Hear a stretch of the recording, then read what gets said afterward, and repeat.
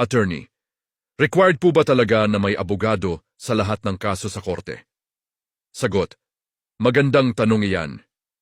Ang malinaw na sagot ay, hindi sa lahat ng kaso ay required ang abogado sa Pilipinas. May mga pagkakataon na pwedeng ikaw mismo ang lumaban sa kaso mo, pero may mga sitwasyon din na mahigpit na kailangan ng abogado. Mga kaso na hindi kailangang may abogado. Small claims cases, barangay cases.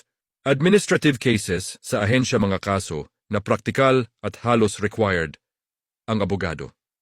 Bagamat pwede kang humarap ng mag-isa, sa mga sumusunod ay kailangan na talaga ang abogado.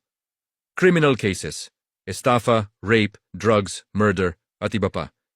Annulment, legal separation, land cases at property disputes, labor cases na mabigat ang claim collection cases sa regular courts, appeals sa Court of Appeals at Supreme Court. Dahil sa technical rules, pleadings at proseso, halos imposible itong maayos na ilaban ng walang lawyer. Hindi sa lahat ng kaso ay required ang abogado, ngunit sa mga seryoso at technical na kaso, ang pagkakaroon ng abogado ay isang pangangailangan.